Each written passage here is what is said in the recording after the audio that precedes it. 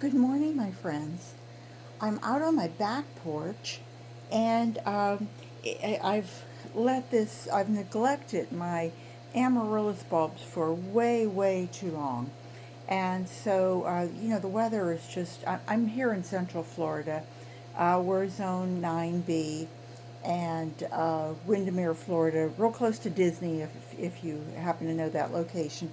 And back in May, if you go back to my videos in May, you'll see that I did a three-part video on taking amaryllis seeds and getting them to germinate. I had them floating in water, and they actually floated in water for a good 3 weeks. And excuse me, just 1 minute. It's a little sniffly out here. I'm starting to get that fall runny nose, but anyway, and I let them go. Now they've been going for 6 months, and you'd think that they'd either get really big or they die. I've had them out on my porch, and I had them in these pots, and I ended up that I think I had close to 40 some, almost 50. And as you can see, I mean, they've stayed, but it's like the soil has gotten really kind of clumpy, and so I wanted to kind of take them apart and see if they are at least still living. And so what I did is I have a little fork here somewhere. I can't think what I did with my fork. Where did I put your fork? Oh, here I have it. And here's the soil. If I can show you that. I mean, it's still really nice. A good way to do your soil is you kind of do that squeeze test, and if it holds together, then it's really good and organic, and then you don't want it to clump but fall apart. And so I think I'm going to hang on to the soil and maybe just refresh it a bit. But I wanted to show you what I was doing so that I didn't hurt the stems, because as you can see, there's still little pieces of soil clumping on it, and I don't want to hurt the root. So I'm just kind of like squeezing, giving it just a real tiny little squeeze so that it will release the soil. But can you imagine 6 months? It'll be 20 years before I get a bulb out of it.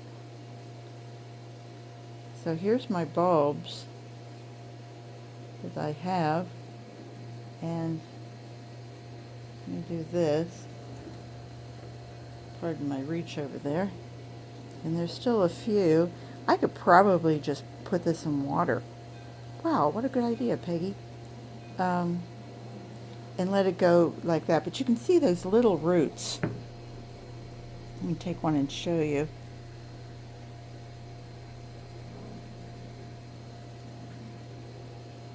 You see that? Let me put it against something darker. Take the back side of this, it's clean. And you can see how it's almost starting to form like a little bulb.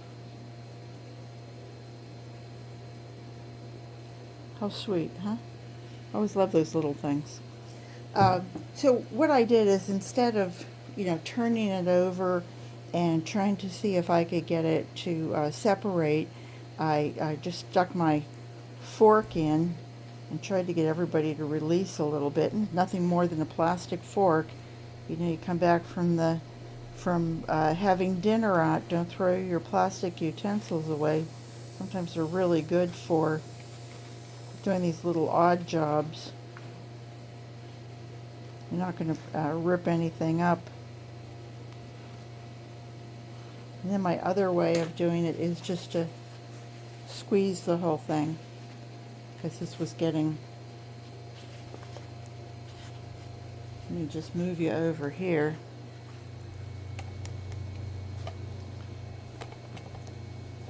So you can see a little bit more of what I'm doing.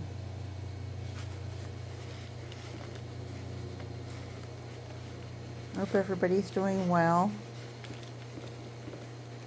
Getting on towards Christmas. These some are starting to pop out. That's a nice way of doing it. Like I said to you before, I had a good 40 to 50. Actually, I think I started out, I had 55 seeds, and 50 of them germinated.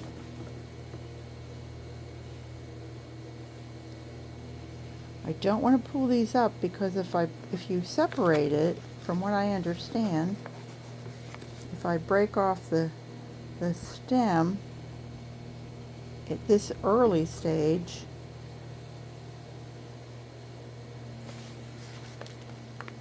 I run the risk of they won't grow.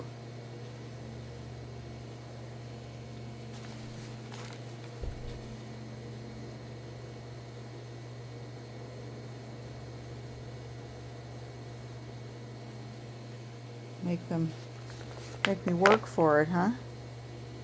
There we go.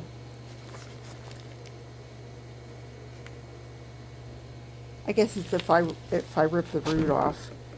But you can see that soil is kind of clumpy. So I want to break everything up. I'm almost thinking I need to go and get maybe some sand and get it to open up like that. Oh, there's another one. Don't lose any. So when I repot, I will very nicely take a little pencil or something and make a hole so that my root gets in there. So that's what I'm going to do with these guys. And we'll put those aside. Hang on. Very quickly, I wanted to show you this was the blossom head. Pardon my nails. This was the blossom head originally, and each of these sides, there were 3 divisions, and each one had 16, 17 little paper-thin black seed coverings. And so here's what I have left. I haven't counted them, but there's probably maybe 30 in here. And you can see there's a few that I don't think they're going to,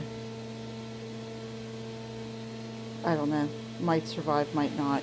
But I'll do it again where I take my soil and maybe amend it just a little bit, and then I will go ahead and refill these and take care of those. But I wanted to show you my other amaryllis, and these, for most of you who know me, you know that Rick had an operation 3 months ago now, almost, and so I had taken my some of my amaryllis that I had just trying to get the bulbs to enlarge, and I had those in pots, and they grew for the summer. They had beautiful blooms on them. Some of them are pretty small, but you know, I had some of the bigger ones that had blooms. They were bigger than this, and they did dry out, and I went ahead and pulled back quite a bit of the skin. I'm trying to find a big one for you that you'll go. Let's see if I can get this guy to come up. Maybe not. Maybe I won't. Maybe I won't show you that.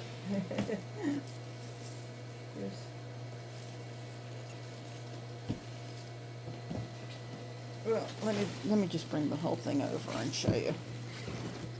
I think you can see how big these are. And I just did it as an exercise because I really didn't want to take the time to plant them and what have you. You can see how big this is.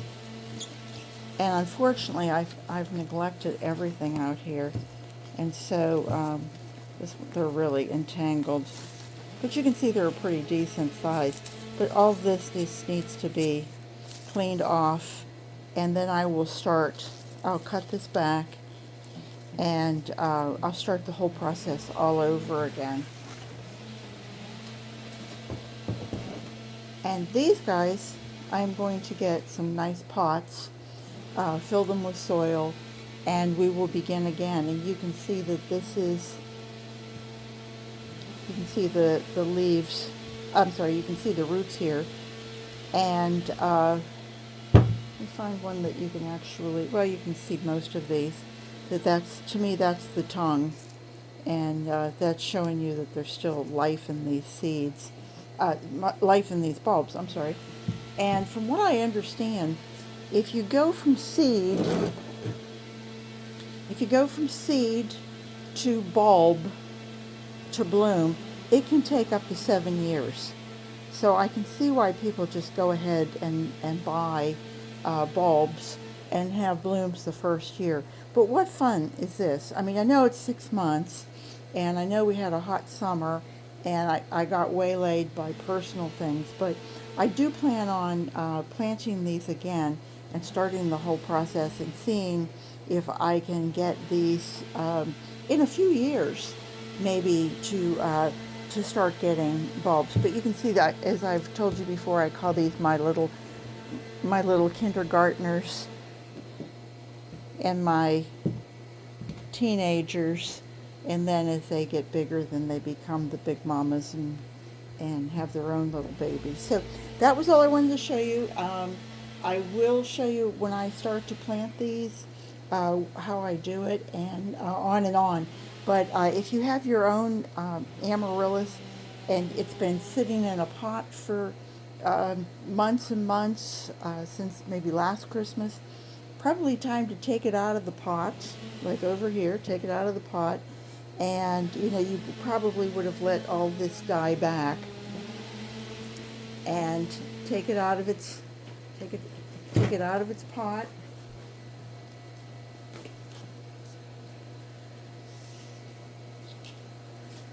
I would cut these off.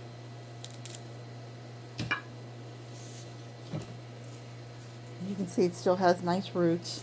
And now's the time to kind of clean it off. Take it off, take all of this stuff off. This is just the, dead, like an onion. It has, kind of has peels and peels and peels.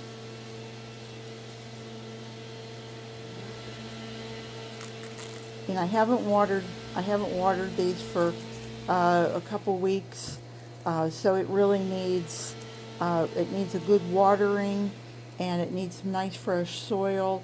And then when you do plant them, remember, only plant them up about 2/3 of the way. Leave the neck. I try not to water directly down into the just cut area, because I want it to not rot in there. So do that. Put it so that it's about like that in your soil. Soil's coming up to about here. And then you can look forward to, in a few months, getting some new blooms and what have you. Now, I live in Florida, so to me, I have a lot of things blooming still in my garden. Well, not a lot, but I still have some things blooming in my garden, and I can all year round. But for those of you who are going to take this into your house, now is really the time to go out and buy those bulbs. And I happen to notice that Ace Hardware, if anybody has an Ace Hardware in their neighborhood, but I'm sure Home Depot, Lowe's, any of your local stores have the bulb kit, and they have the big bulbs. And one of the ones that I love is called Apple Blossom, and it's a great one to get. They're usually around $10. You can get them on sale, and you get the whole thing. You get a little pot, get the soil, put it in there, and what a great gift to give somebody. So anyway, I will say let's go with that. And also, don't forget, if you do have lots of leaves like this, if you're making Christmas arrangements, they really look pretty to have something like that in a vase with a couple roses. What a pretty single look to have at Christmas. Just, something to, things you don't have to throw away. Things you don't have to go to the flower shop for and say, can I have some greens? Can I buy some greens from you? You can actually use some of your own greens and bring them inside.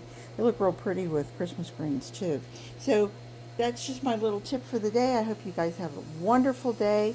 Let me just show you something that's outside. And that's, you can see I have my worm bins right there, and I have everything kind of tied up there. Let me see, can I turn you around? No, I can't turn you around. Oh my goodness sakes. Sorry. I hope you have a great day, and I hope you'll come back and see me again real soon. Bye-bye, everybody. Take care.